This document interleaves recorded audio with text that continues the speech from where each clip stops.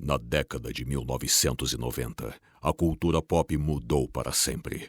As televisões foram tomadas pelos mutantes, uma nova raça dotada de poderes extraordinários. Apelidado de Filhos do Átomo, esse grupo de heróis salvou o mundo um episódio por vez até o fim da série. Mas agora está de volta. Para resgatar essa época gloriosa, chegou a hora de afiar as garras, ligar a sala de perigo e reencontrar os X-Men.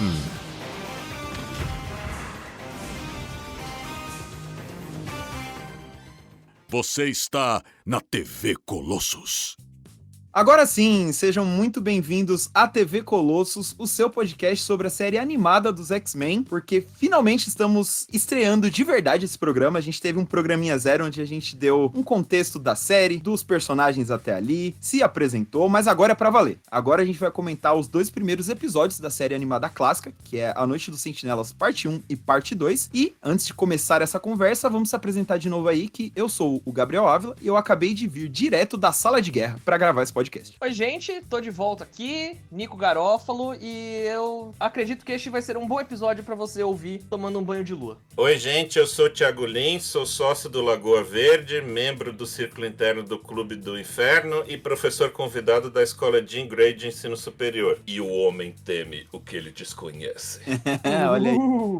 Então vamos começar falando sobre a grande estreia de X-Men, a série animada dos anos 90, que todo mundo gosta e tudo mais. E conta aí pra gente, Nico, do que se trata esse primeiro episódio? Então, primeiro episódio, né, episódio piloto, então aquela coisa de apresentar cenário, apresentar tom, apresentar personagem, e a gente conhece o sentimento antimutante pelos olhos da Jubileu, uma garota que tem poderes de queimar as coisas, basicamente com os fogos de artifício dela, né? Ela queimou o VHS dos pais adotivos. E né, na inocência, esses pais adotivos dela acabam inscrevendo ela num registro de mutantes. Quando ela percebe, ela tá sendo perseguida por uns sentinelas e sendo salva pelos X-Men. Então a gente descobre esses mutantes aí pelos olhos da Jubileu, e o próprio sentimento antimutante a gente começa a conhecer através dos olhos dela, porque ela é capturada, caçada, a gente tem X-Men que morrem nesse episódio. Então é um capítulo de apresentação bem básico, assim, pra você ter uma ideia do que é do que vai vir por aí na série. É muito doido essa parte de ser pelo olhar da Jubileu, porque é um negócio muito clássico de história, né? Quando você entra num universo que já existe, você tem aquele personagem que não entende, que não conhece, pra ele fazer, né, o papel do espectador, que é conhecer esses personagens, entender qual que é a dinâmica entre eles e participar da ação, né, que é o que acontece com a Jubileu. E é muito maneiro que eles já estavam com essa ideia muito fixa desde antes do projeto existir, porque quem ouviu o programa Zero sabe que antes dessa série animada que a gente tá comentando aqui, eles fizeram um piloto chamado Pride of the X-Men, que era focado na Kitty Pryde. E ela que seria a jovem que entra nos X-Men, conhece a equipe e tudo mais. E a galera que fez essa série animada tava envolvida naquele piloto. E eles são super francos sobre isso. Eles falam que a ideia foi basicamente essa. Eles pegaram o esqueleto daquela história, daquele piloto, que eles com certeza acharam muito bom, e só transformaram. Tiraram a Kitty Pryde, colocaram a Jubileu, e aí a partir dos olhos dela que a gente conhece os X-Men, como o Nick comentou e tal. Eu acho muito maneiro porque a série, apesar de ter bastante fala expositiva, onde é basicamente os personagens virando e falando: oi, meu nome é tal e eu faço tal coisa, eu acho que é bem... Eles fazem de um jeito até que bem orgânico, de tipo, você entende que o Wolverine e o Ciclope não se gostam e ela não para pra fazer isso. Tipo, olha só, esses caras não se gostam, né? Não, é orgânico, a história tá rolando, um xinga o outro, eles se ameaçam, falam: não, te pego na saída, e é isso, sabe? E o próprio motivo deles não se gostarem tanto já fica muito claro nesses primeiros 2 episódios, porque mostra o Wolverine tendo ciúme da Jean com o Ciclope, mostra, tipo, a Jean sendo a pessoa que precisa separar os dois o tempo inteiro, sabe? Então a gente já tem ali não só uma noção desse sentimento, mas também o porquê que ele existe, sabe? Eu acho que é uma coisa que alguns filmes não conseguiram fazer tão bem. Né? O que o Gabriel falou da Jubileu é meio que aquela estrutura da jornada do herói, né? Tipo, ele meio que... Ela primeiro fala: por que isso tá acontecendo comigo, né? Ela não quer ser mutante inicialmente. Ela ouve os pais adotivos dela falando, né? Se debruça na parede, é bem dramático. Ela põe a mão na cabeça, assim: por que isso tá acontecendo comigo? É bem didático porque o caminho dela no shopping, ela vai conhecendo um por um, né? Então ela meio que... Ela esbarra na Vampira e na Tempestade fazendo compras, né? E aí descobre que elas têm poder poderes também. Aí nisso o Gambit salva ela, do lado do shopping ela esbarra com o Ciclope, então a gente vai conhecendo cada um dos personagens através dela. Ela é desmaiada, acorda na escola do Xavier, aí meio que passa pelo laboratório do Fera e vê o Morfo vendo TV e se transformando, né, em várias pessoas. Até que ele se transforma nela mesma e ela fica toda assustada. Então, tipo, esses primeiros, eu acho que 5 minutos de desenho, eles já mostram, tipo, esses aqui são os protagonistas, é assim que essa história vai funcionar, sabe? E são 5 minutos também que já mostram o que é a mensagem de X-Men, assim. Porque a primeira fala do Sentinela, quando ele chega pra pegar a Jubileu, não se preocupem, estou aqui pra servir e proteger.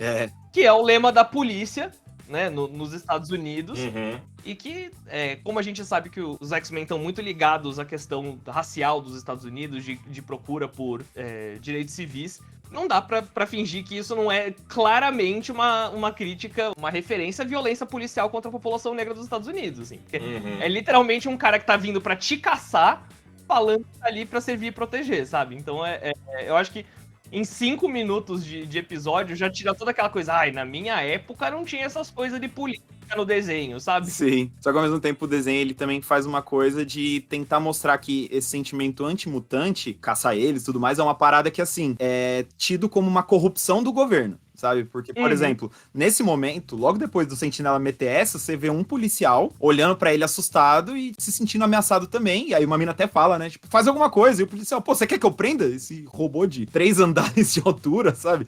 E depois, quando a presidente fala, tipo, mano, isso aí que vocês estão fazendo é errado, cancela aí, sabe? Então é a série meio que mostrando, assim, como se os sentinelas, o sentimento antimutante fosse meio que, entre aspas, a banda podre, sabe? Da polícia, da política e tal. É uma parada que você só pega, eu pelo menos, vendo mais velho. Porque até então você tá muito mais preocupado em, tipo, será que a Jubileu vai conseguir fugir? Será que os X-Men vão conseguir ganhar e tal, né? Que horas o Wolverine vai cortar os caras? E até o modo que o Sentinela, ele mete a mãozona, derruba a parede inteira da casa das pessoas, sabe? Não tem preocupação nenhuma com nada, assim, sabe? É bizarro, tipo, desculpa, me enganei, não era aqui, tipo, metade da casa derrubada, sabe? É muito tosco. Mas total, eu criança, eu tava querendo ver o poder de cada um, assim, eu não tinha percepção nenhuma de nada disso, sabe? Não tinha nem idade pra isso, né? Exato. Inclusive, tem um momento muito maneiro desses 2 episódios. Assim, ele é meio maneiro, meio engraçado, que é a Jubileu tá correndo e tal, e aí a câmera não fica nela, ela fica pra trás pra mostrar que tinha um sentinela escondido atrás dela. Só que, tipo... Isso!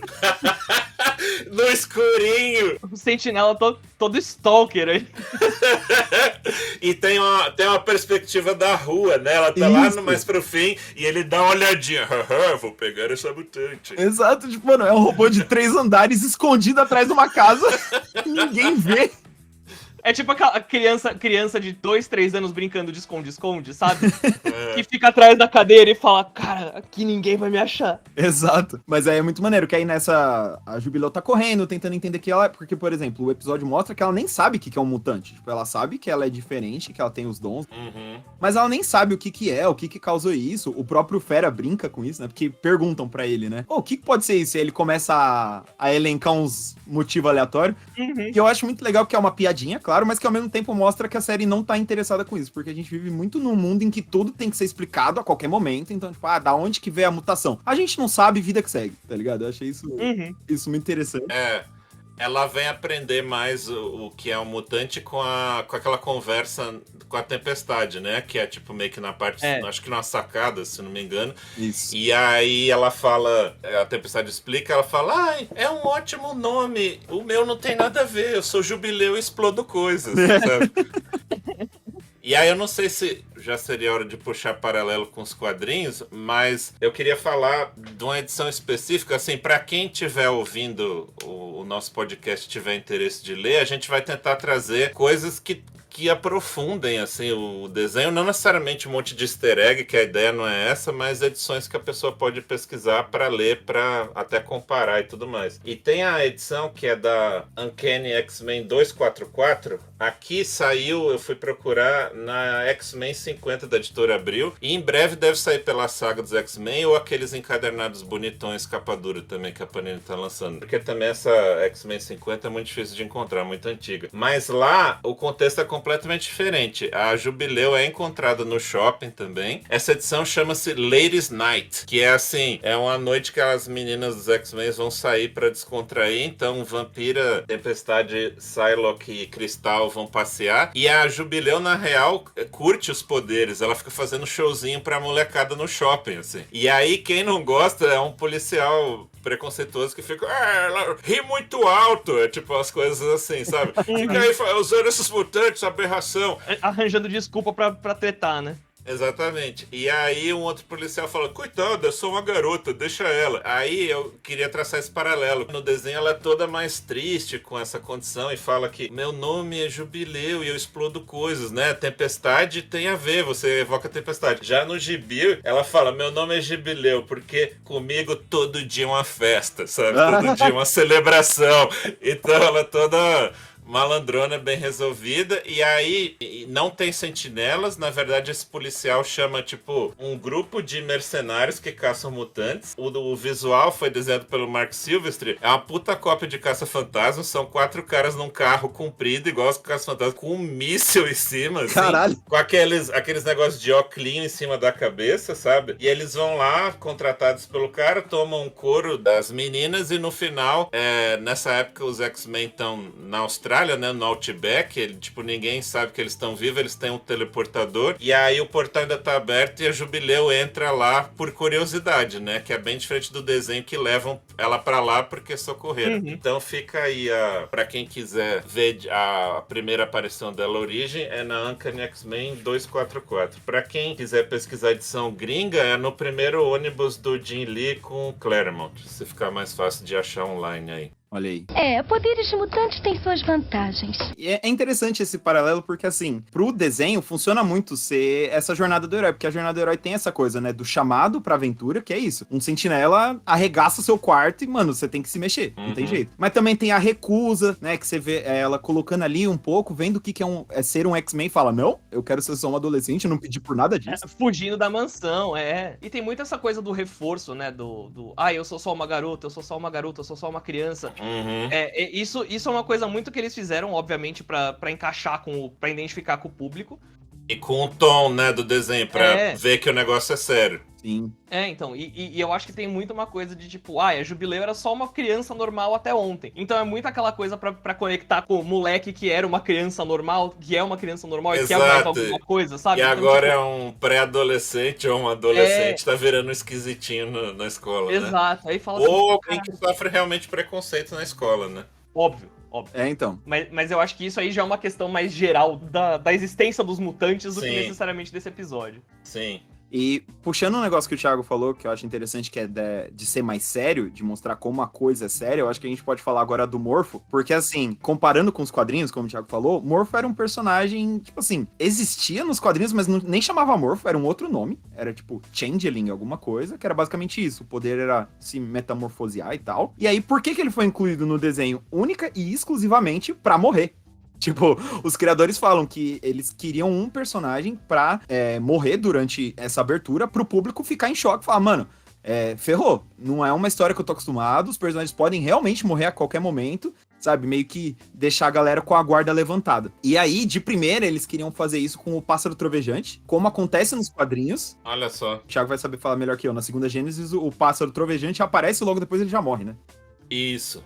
Ele morre meio que, tipo, numa missão de avião, assim, ele se arrisca e dá toda a pinta que vai morrer, sabe? Vai contra todos eles, se arrisca e morre. Então, e aí, só que, enquanto eles estavam fazendo isso pro desenho, eles chegaram à conclusão que, pô, seria muito zoado você matar o único personagem nativo americano, sabe? Só pra chocar a audiência. E, pô, faz todo sentido, né? Que, afinal de contas, um desenho que fala muito sobre minorias, etc., você dá uma dessa, né? Sim. E aí eles mudaram pro Morpho, que inclusive nem chamava Morpho, chamava Changeling. É que Changeling era o nome do Mutano na DC, né? Exatamente, aí que tá. Aí a DC já tinha o Mutano, que em inglês era Changeling na época, porque ele só veio a se chamar Beast Boy, que é o nome atual depois. Só que aí, os Novos Titãs estavam muito no auge e tal, a Marvel ficou com medo de tomar um processinho aí, mesmo tendo criado o personagem deles antes, e mudou pra Morpho o nome. E aí o lance era esse, o personagem era aquele que se transformava em outros, tal, como a Jubileu vem 5 minutos de episódio, ele se transformando nela. E aí ele foi criado basicamente pra morrer, que é o que acontece, né? No segundo episódio ali a gente vê que eles vão na missão pra resgatar ela, tal, dá merda. Os X-Men estão em número menor, é muito sentinela pra eles aguentarem. O Wolverine quase vai pro saco e aí o Morph se sacrifica pra salvar o Wolverine. Eu acho que é um desperdício de sacrifício. Por quê? Você pular na frente de uma coisa que vai atingir o Wolverine. Porque ele vai se regenerar, né? Ele vai se regenerar 5 minutos depois. É tanto um desperdício de sacrifício. Vai doer, mas, mano, é pra ele tá se jogando na sua frente, não o contrário, sabe? Total. Podia ser outro personagem, né? Mas é que a gente tem que lembrar também que a gente tava nos anos 90 em que o fator de cura do Wolverine não era tão OP, né? Isso. Porque hoje ele toma um tiro na cabeça e É verdade. 5 minutos depois ele tá de volta. E nessa época não, nessa época, tipo assim, Exatamente. ele se curava, mas demorava muito tempo. Demorava. Não era... Era bem mais interessante. Exato, porque aí o personagem fica menos apelão, né? E aí é engraçado que aí, Sim. hoje em dia, sendo o momento onde o Wolverine toma um tiro na cabeça e sai andando, fica engraçado você pensar que o Morph se sacrificou justamente por esse cara, né? Wolverine, para trás! É Morfo! Não dá pra sentir. Mas aí eu acho interessante porque, realmente, eu, particularmente, enquanto criança, não tava acostumado com o personagem do desenho que eu tô assistindo morrer, sabe? Só quando é um caso, por exemplo, sei lá, um tio Ben, alguém que morre pra motivar o herói, pra fazer ele se mexer. Mas o herói em si, porque até então a morte do Morph, ela vem do nada, né? Eles estão na missão, você acha que é aquela coisa. Ah, eles vão lutar, vão apanhar um pouco, mas vão pra casa são e salve. E não, o cara morre, sabe? É foda. E tem uma coisa interessante também que mostra o quanto a morte de um amigo, de um companheiro ali, acaba com eles, sabe? Tipo, com todos eles. Eu acho que o choque da Jean e do Xavier percebendo pelo cérebro que o Morpho morreu é muito impressionante. O temperamento do Wolverine depois, tipo, porque ele fica loucão, ele fica doido. Eu ia falar isso. E o próprio Ciclope, que é o regradinho, virando pro Wolverine depois falando assim, quer saber? Vamos atrás desses filha da puta? O Gabriel havia citado uma frase deles no episódio 0 aqui do podcast, quem não ouviu vai lá conferir, e que é pra realmente mostrar o personagem através dessas reações, né? A traumas, a situações importantes. E eu gosto muito que, apesar do drama, tem a piadinha boa, que o Wolverine vai e arrebenta o carro do Ciclope e fala, avisa pra ele que eu fiz um conversível, sabe?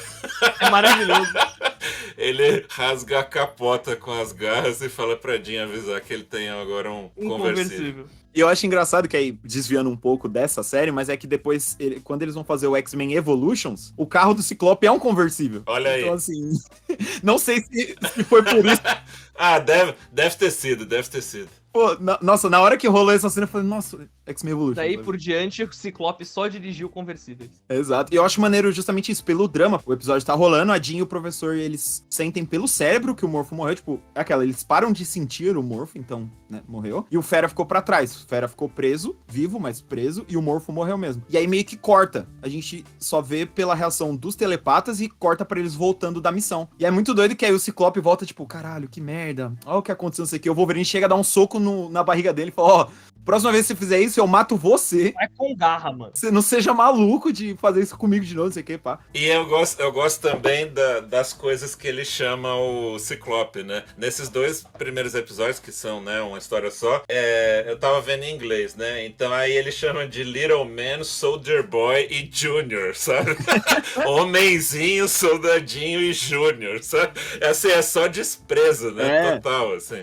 Na dublagem ficou, tipo, o preferidinho do professor, sabe? Ele fica preferidinho, fica soldadinho, e eu acho que tem um que o Wolverine chama ele de filho. É o Júnior.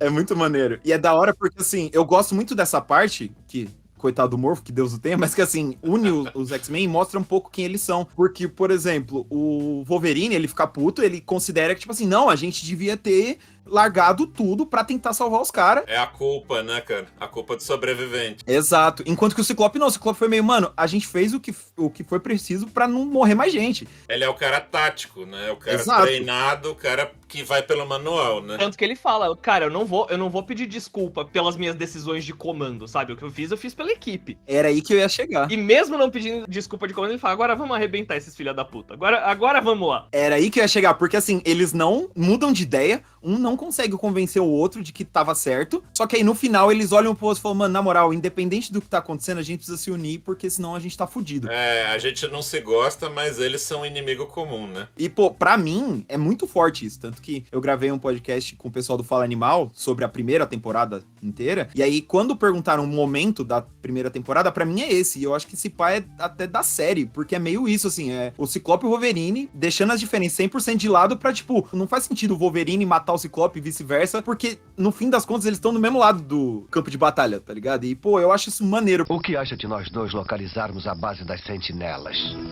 Quando e onde? Então, aí voltando um pouco, só pra gente colocar meio que o que cada um tá fazendo, nessa agência de controle mutante, eles vão fazer invasão pra queimar os registros, né? E aí lá que o Morfo morre, e aí como o Nico disse, o Xavier e a Jean sentem que ele tá morto, mas que o Fera ainda tá vivo, né? Então o Fera fica pra trás, e isso eu não me recordo, porque eu tô vendo realmente episódio a episódio que a gente tá gravando, mas acredito que vai ser quase pela temporada inteira, né? Ele vai ficar fora da equipe e vai ficar pra lá. É a temporada toda. Eu acho isso muito maneiro também, porque no livro sobre a série animada, escrito pelos showrunners, eles falam que a ideia era ter uma narrativa serializada como um gibi mesmo, onde você compra edição a edição pra ter um arco. Uhum. Claro que com histórias com começo, meio e fim, mas que assim, tenha um gancho com o que veio pra trás e deixando o gancho pra frente. Uhum. E o do Fera é um dos maiores, porque é meio isso, assim, ele fica preso, depois ele vai pra julgamento, porque a gente vai até falar nisso já no próximo episódio, mas é um tema recorrente de tipo,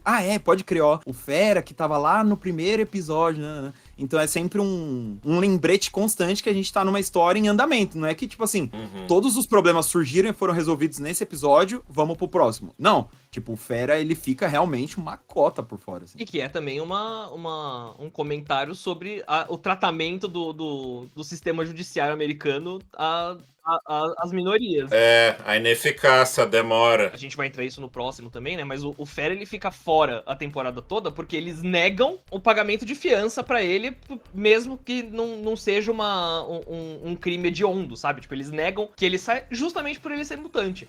Então, tem todo esse começo da série, eu acho que ele já puxa muito o que era o espírito dos quadrinhos quando eles foram criados, e também ele já sabe aproveitar muito bem o novelão que o Chris Claremont trouxe pros X-Men nos anos 70 e que depois a DC copiou, né, que o Wolfman e o Pérez copiaram nos Novos Titãs, que aí transformaram os Novos Titãs em populares também. Eles sabiam muito bem quais eram os apelos, sabe, que precisavam manter sem fugir da mensagem. Não à toa, como o Nico disse dos Jovens Titãs, né? Acabou que as duas equipes fizeram um crossover, né? Que hoje em dia você só encontra em formatinho por conta dessa parte legal, dessa dificuldade das editoras conversarem, mas agora finalmente parece que a Marvel e a DC se acertaram e isso vai ser republicado esse ano ainda, 2024, junto com Marvel vs DC e outros crossovers famosos entre eles. Sim. E assim, nem todo crossover merece, mas esse dos X-Men com os Titãs eu acho muito maneiro, assim. Mas voltando um pouco a falar do Fera, eu acho muito curioso que eles tenham escolhido justo o Fera, porque aquela coisa, eu acho que ele mistura muito os mundos dos X-Men num personagem só, porque visualmente ele é assustador, porque ele é grande, ele é azul, ele é aquela coisa. Só que aí ele abre a boca, é o ser humano mais gentil e inteligente que você vai conhecer, tá ligado?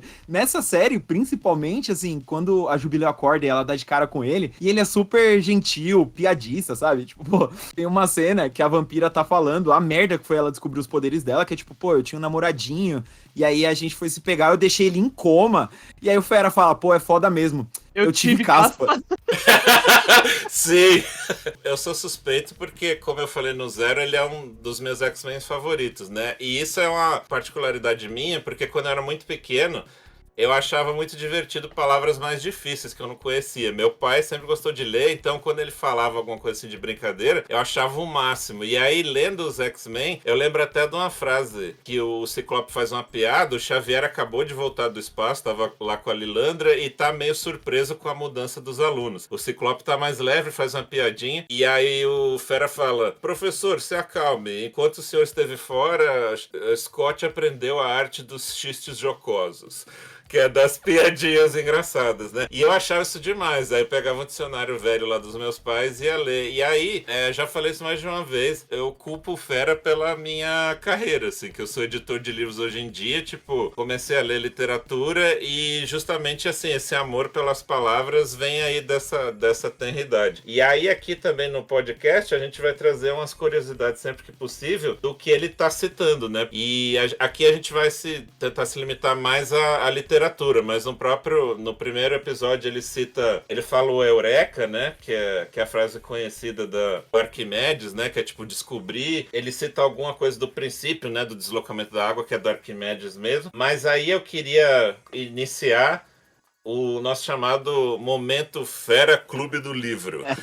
No primeiro episódio, quando eles estão ali invadindo o centro lá de controle mutante, que a tempestade faz aquela fumaça, e aí ele fala: com o coração abatido, pés prevenidos e mais de uma lágrima, persistimos em nosso antagônico caminho. E aí eu fui procurar porque eu realmente desconhecia. E ele fala: um poeta menor para um obstáculo menor, né? Ele conta a vantagem, tipo, isso vai ser fácil. E é tão fácil que eu vou citar aqui um poeta que é menor. E aí, realmente, quem tiver aí curiosidade, é um poeta inglês chamado Coventry Patmore. Ele foi um crítico literário e poeta inglês da era vitoriana. E essa estrofinha é de um livro de poema chamado Unknown Arrows. Ele realmente, assim, é um poeta meio desconhecido. Eu fui procurar, não tem nenhum livro dele completo no Brasil, mas para quem quiser ler alguma coisinha, o nosso maior poeta, Carlos Drummond de Andrade, traduziu algumas coisinhas dele. Tem num livro da Kozak Naif chamado Poesia Traduzida. São vários poemas que o Drummond traduziu ao longo da carreira, assim, por prazer mesmo, que compilaram em um livro. E eu acho engraçada essa história do Thiago, porque ela é a concretização do que os caras queriam fazer com o Fera na série animada. Porque lá naquele livro tem uma aspas do roteirista-chefe, que era o Mark Edens, falando que, assim, o Fera era um cara brilhante que gostava de falar e podia bater nas pessoas. Para um roteirista, ele é o que os executivos encarregados da programação infantil chamam de aspiracional. Que legal. A ideia deles era justamente isso, tipo, o Fera ser essa coisa de... ele vai agradar quem quer a porradinha, porque afinal de contas ele é um brutamontes,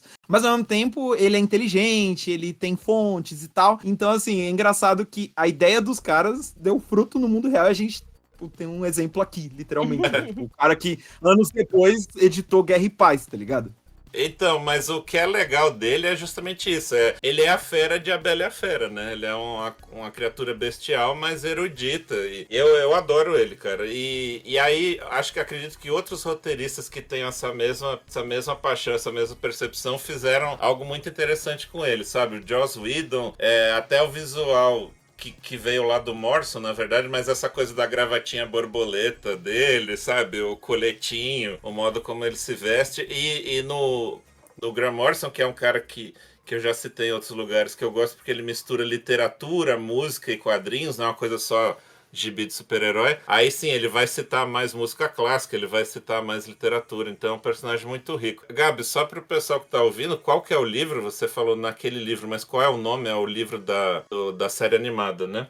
Isso, porque essa frase que eu citei do roteirista, ele veio do livro X-Men, The Art and Making of the Animated Series, que, como a gente falou no programa Zero, vai ser fonte aí de muitas curiosidades e bastidores da série. E, pô, eu achei muito maneiro essa estreia justamente por isso, assim. Pra você ver o tanto de coisa que a gente já falou do relacionamento deles, do Fera, de não sei o que, nananã, ao ponto de a gente... Eu, pelo menos, já tava indo pro encerramento do episódio sem nem falar sobre o final, sobre o desfecho, que é basicamente a Jubileu sendo resgatada. E aí a gente tem aquela festa de ação, né? Que são os personagens ali, todo mundo junto, usando os poderes e finalmente triunfando sem alguém morrer. A música tocando.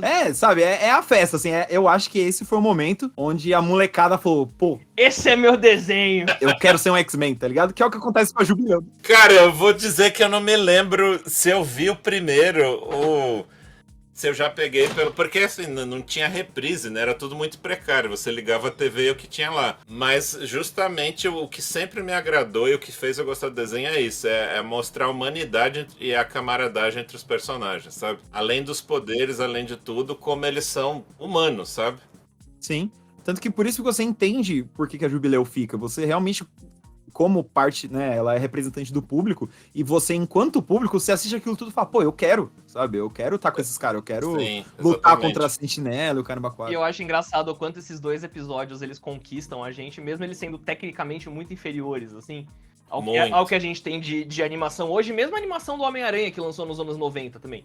Que não era o primor de animação, mas você pega assim, nos primeiros episódios de X-Men, você tem, tipo, frames que ficam congelados enquanto o som tá saindo pra economizar dinheiro. Tipo, então a gente vê que é muito, tipo, realmente foi feito com caixa 2, sabe?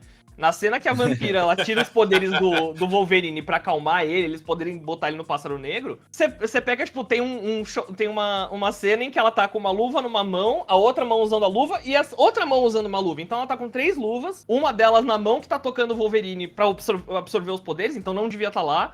Só que mesmo assim, você vê que, tipo, cara, é um desenho muito bom, só que teve tanto obstáculo pra eles passarem, sabe? Era tão precária a situação que eles estavam fazendo pra produzir, porque o Gabi citou, acho que no último programa, que foram 7 meses, né, pra fazer a temporada inteira. Exato. E, mano, é absurdo. 7 meses pra você fazer uma temporada de 20 episódios é muito pouco, cara. E dá pra você ver nesse começo o quanto eles estavam precisando brigar com a falta de orçamento, sabe? Total. E mesmo a tradução, eu tô revendo dublado, né? Muito pela questão de nostalgia. A gente vê que não tinha aquele cuidado que tinha em outros desenhos, como no próprio desenho do Batman da mesma época, por exemplo. Você não tem o cuidado de, tipo, o nome dos personagens, sabe? A gente tem o famoso do Homem-Aranha, do Eu Sou o Atrevido. Que é o Demolidor, pra contexto. Exatamente, que é o Demolidor aparecendo como o Atrevido. E nesse a gente tem a Jean, todo mundo chamando ela de Jean. Sabe? Todo mundo chama Jean de Jean. Eu acho isso muito engraçado. Tem as localizações boas, tipo a vampira cantando Toma um Banho de Lua, depois que joga os soldados na lagoa. Eu acho muito Sala bom. de guerra. A sala de guerra, né, que é um probleminha de tradução aí. E a sala de guerra, especificamente, é engraçado, porque, assim, a primeira vez que ela aparece, ninguém tá falando nada, não citam ela, só aparece a porta e tá escrito Danger Room, né, sala de perigo. E aí, quando eles vão falar dela, é sala de guerra. Então, assim, ninguém entendeu que aquele, entre aspas, perigo, era o nome do bagulho, que era sala de perigo, e virou sala de guerra, e é isso aí. E é perigo entrar na sala, ponto. Não que não seja. Eu quero ler até um negocinho aqui. Quando a gente começou a pensar a gravar esse podcast, a gente foi pesquisar também opiniões da época. E aí a gente levantou uma notinha da Folha de São Paulo sobre, e aí vem a calhar o que vocês falam aqui. E é engraçado como ninguém sabia nada, porque a própria jornalista se confunde aqui nos nomes e na dublagem. Ela coloca assim no final do texto dela: o futuro é promissor. Cabe agora à Globo fazer jus à qualidade do seriado, corrigindo os erros da dublagem. Não se diz Ciclope, Magneto ou Sala de Guerra, e sim Cíclope, Magneto e Sala de Perigo. Ou seja, os 2 primeiros estavam certos, né? A gente fala Ciclope e Magneto. Exato. Mesmo. Mas a correção era só pra Sala de Perigo. Aí ela coloca... Ela ressalta ainda que, pela primeira vez, os personagens da Marvel ganham vida na tela pequena e que a adaptação das histórias é tão fiel que chega a ser literal em algumas ocasiões. E aí o que a gente vai fazer aqui é, sempre que possível, citar essas sagas, né, em que eles se inspiraram, as referências, os personagens de onde vieram ao longo aqui da nossa jornada do podcast. É isso. Até porque uma coisa que o pessoal que criou a série deixou muito claro desde o começo é que eles tinham muito respeito com os quadrinhos, como a gente falou sobre essa parte deles entenderem e tudo mais, mas na prática mesmo, assim, eles, na bíblia da série, que é o nome dado ao documento, que eles enviam para as emissoras, para a equipe interna tal, sacar qual que é a dos personagens, eles citam que um dos objetivos é honrar o trabalho de tantos artistas que trabalharam nesses personagens ao longo do tempo, assim. E isso dá pra ver no desenho, como, por exemplo, logo de cara, a gente já tem aqui a adaptação de uma parada, sabe? De uma história específica, mas ao mesmo tempo fazendo recorte de quem são os personagens, sabe? Então eu acho que é um lado interessante pra gente seguir aqui no programa, que é comparar um pouco as coisas, de como a mídia original foi parar na animação, porque afinal de contas é uma adaptação. Eles têm liberdade pra mudar as coisas e a decisão deles foi ser fiel, e não num sentido de vamos ser fiel pra agradar fã, como a gente vê muito hoje em dia, mas assim, vamos ser fiel pra gente conseguir fazer aqui ser especial como foi no gibi, sabe? E eu acho isso muito maneiro, muito maneiro. E eu acho muito legal também que eles não têm medo de tomar uma liberdade criativa também, sabe? De fazer as mudanças. Eu acho que uma das coisas muito importantes os primeiros roteiristas, né, que a gente falou no episódio 0, não terem tanto conhecimento prévio de quadrinho, assim. Eu acho que óbvio, ajuda pra caramba. Eu acho que os roteiristas muito provavelmente mergulharam nisso antes de entrar na série. Isso fica óbvio. Só que, às vezes, quando você entra como fã, existe um zelo tão grande pelo que veio antes que você não consegue criar alguma coisa nova, sabe? Tipo, eu acho que isso vinha muito, por exemplo, do Kevin Feige. A gente vê isso muito no MCU. Que às vezes, tipo, não, isso precisa ser assim porque senão os fãs vão chiar, sabe? Tipo... E não, você pega filmes com um pouco mais de liberdade, tipo Aves de Rapina foi na DC, pra mim é muito mais legal. Você tem a essência dos personagens ali, você tem uns momentos, só que pra aquele tom, você pode tomar aquela liberdade. Eu acho que o desenho, ele fez isso de um jeito que mostra que existe um respeito pelos quadrinhos, mesmo quando você não quer necessariamente só recriá-los, sabe? Apesar de ter as suas adaptações fiéis, você não compromete nada do desenvolvimento criativo que eles tinham nos outros anos só pra pegar só pra contar essa história, sabe? Eu acho que não existe uma mutilação do personagem da Jean, por exemplo, quando eles vão fazer a Fênix Negra, ao contrário do que aconteceu nos filmes, em que a personagem da Fênix, ela é completamente oposta à Jean. Não existe a briga entre esses dois caráteres, né, dentro daquele corpo. E eu acho que a série já dá uma melhorada nisso. Por exemplo, o Thiago tava falando da edição que inspirou esse episódio, que é a do Girls Night Out. E, mano... Realmente, a gente não tem as meninas se divertindo, por exemplo. A gente tem elas fazendo compras normais e aí esbarrando na Jubileu. Não é uma noite de diversão, sabe? Porque a Jubileu tá literalmente fugindo de casa porque ela acha que os pais adotivos não amam ela. Então, é uma história mais pesada, assim. Só que mesmo assim, você tem os elementos do quadrinho, você tem os elementos do medo, você tem os elementos da juventude, você tem os elementos da parceria entre os personagens. Então, acho que mesmo que não tivessem tantas adaptações literais, eu acho que ainda ficaria muito, muito gostoso de acompanhar, porque eles entendem os personagens, sabe? Eu acho que isso é o básico de qualquer adaptação, sabe? Você saber esse personagem, você saber não traí-lo, mas tornar ele interessante para um grupo que quer ver alguma coisa diferente do que tá na página. Exatamente. E fica mais rico, né, o universo, porque aí você pode comparar, você pode... você pode ter outras experiências com aquela mesma história, né? Não faz sentido.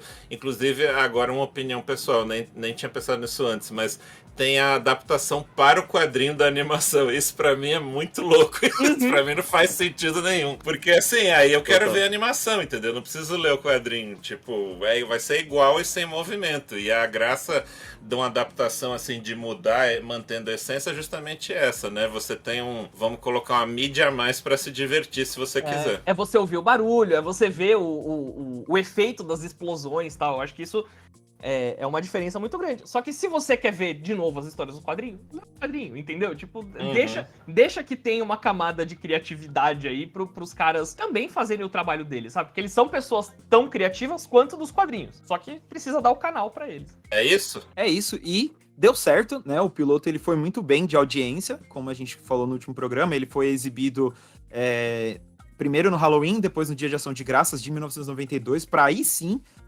começar o início da série em janeiro de 93, que foi sucesso, primeiro lugar de audiência e tudo mais. E, né, gerou essa primeira temporada de sucesso, as outras temporadas, a continuação que tá no ar agora, que a gente vai comentar tudo ao longo dos próximos programinhas. É isso, rapaziada. Vamos pro nosso almoço de Páscoa, porque as pessoas não sabem, mas nós estamos gravando no domingo de Páscoa. Feliz Páscoa! Espero que vocês tenham gostado e que nos acompanhem aí nos próximos episódios. Um abração. É isso aí. Até porque no próximo episódio vai chegar o Magneto e vocês não vão ser doidos de perder isso com a gente. Então, até a próxima.